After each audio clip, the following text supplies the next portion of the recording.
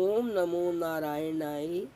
ओम नमो भगवते वासुदेवाय।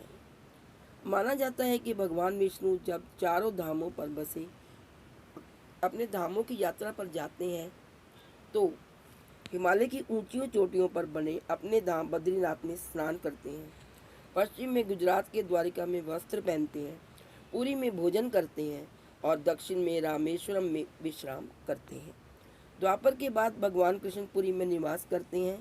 भगवान कृष्ण पुरी में निवास करने लगे और बन गए जग के नाथ अर्थात जगन्नाथ। जगन्नाथपुरी का जगन्नाथ धाम चारों धामों में से एक है। यहाँ भगवान जगन्नाथ बड़े भाई बलभद्र और बहन सुभद्रा के साथ विराजते हैं।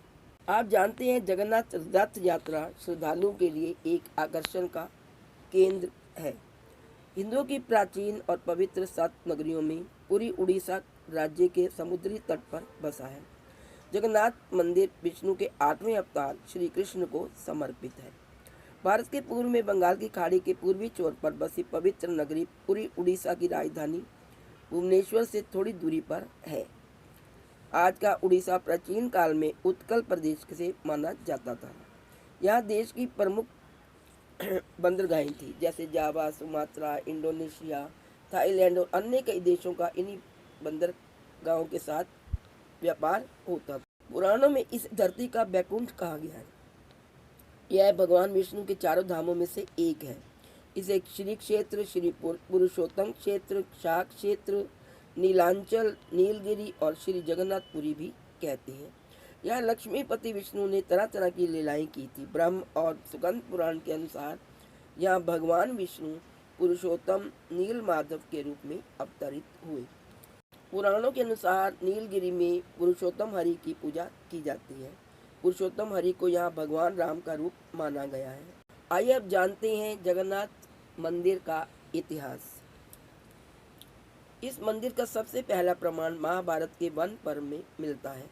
कहा जाता है कि सबसे पहले सबर आदिवासी विश्ववसु ने नील माधव के रूप में इनकी पूजा की थी। आज भी पुरी के मंदिरों में कई सेवक हैं जिन्हें दैतापति के नाम से जाना जाता है।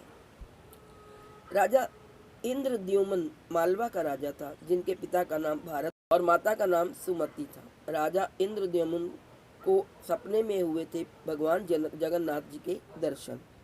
कई ग्रंथों में राजा इंद्रद्युम्न और उनके यज्ञ के बारे में विस्तार से लिखा है। उन्होंने यहाँ कई विशाल यज्ञ किए और एक सरोवर बनाया। मुख्य मंदिर जगन्नाथपुरी के आसपास लगभग 30 छोटे बड़े मंदिर भी स्थापित हैं। आइए अब जानते हैं जगन्नाथ मंदिर के चमत्कार। पहला चमत्कार ये है कि श्री जगन्नाथ मंदिर के ऊपर जो स्थापित लाल ध्वज है वह सदैव ही हवा के विपरीत दिशा में लहराता है।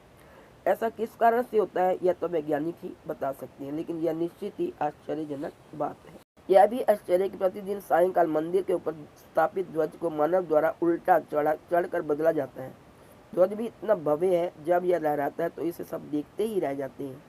ध्वज पर शिव का चंद्र बना हुआ है। दूसरा चमत्कार है दोस्तों कि गुंबद की छाया नहीं बनती, यानी दुनिया का सबसे भव्य ऊंचा मंदिर है। यह मंदिर 4 लाख वर्ग फुट में फैला हुआ है और इसकी ऊंचाई लगभग 214 फुट है। मंदिर के पास खड़े रहकर इसका गुंबद देख पाना भी असंभव है। मुख्य गुंबद की छाया दिन के किसी भी समय अदृश्य ही रहती है। हमारे पूर्वज कितने बड़े होंगे, इंजीनियर रहे होंगे, यह इस एक मंदिर के उदाहरण से समझा जा सकता है। पुरी के मंदिर का यह भव्य रूप 7वीं सदी में निर्मित किया गया। तीसरा चमत्कार है दोस्तों चमत्कारी सुदर्शन चक्र।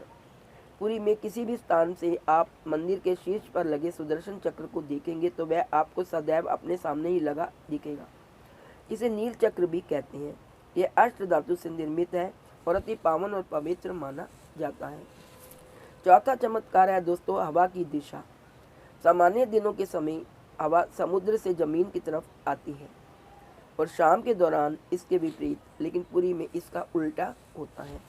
अधिकतर समुद्री तटों पर आमतौर पर हवा समुद्र से जमीन पर आती है, लेकिन यहाँ हवा जमीन से समुद्र की ओर जाती है।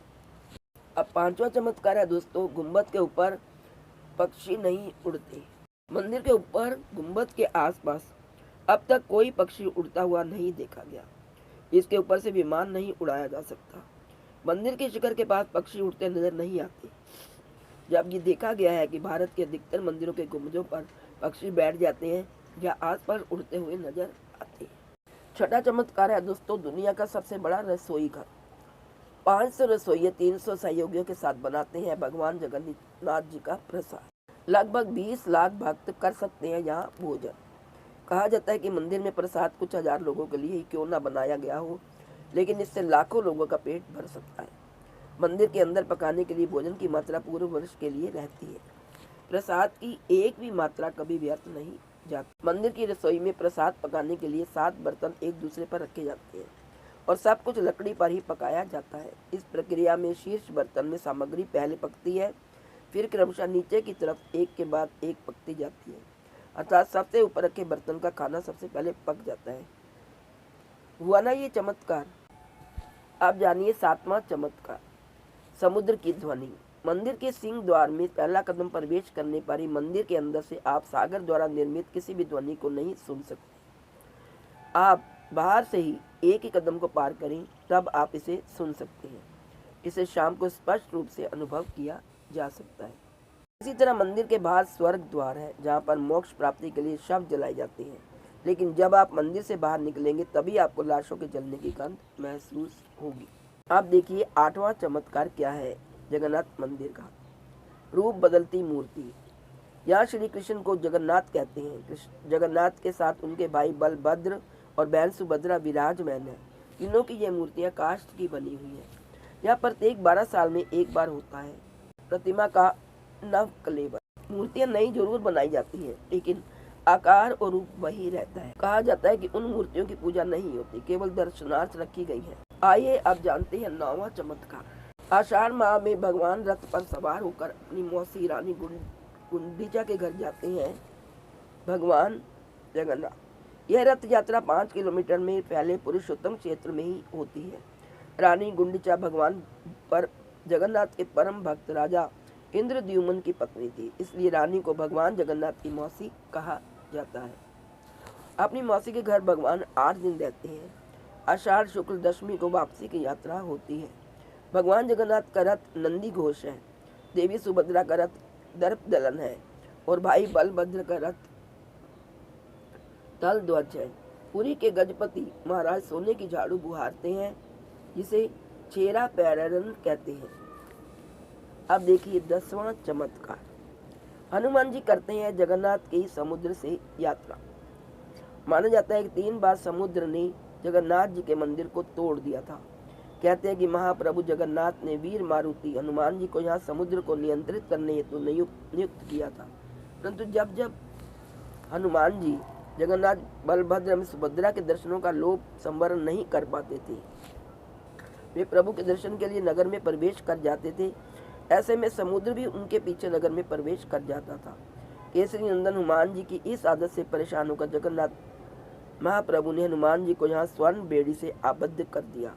यहाँ जगन्नाथपुरी में ही सागर तट पर बेदी हनुमान जी का प्राचीन एवं प्रसिद्ध मंदिर है। भक्त लोग बेड़ी में जड़े हनुमान जी के दर्शन करने के लिए आते हैं। तो दोस्तों ये थे 10 चमत्कार जगन्नाथपुरी के बारे में। आप भी जरूर गए होंगे उड़ीसा के इस जगन्नाथपुरी मंदिर में।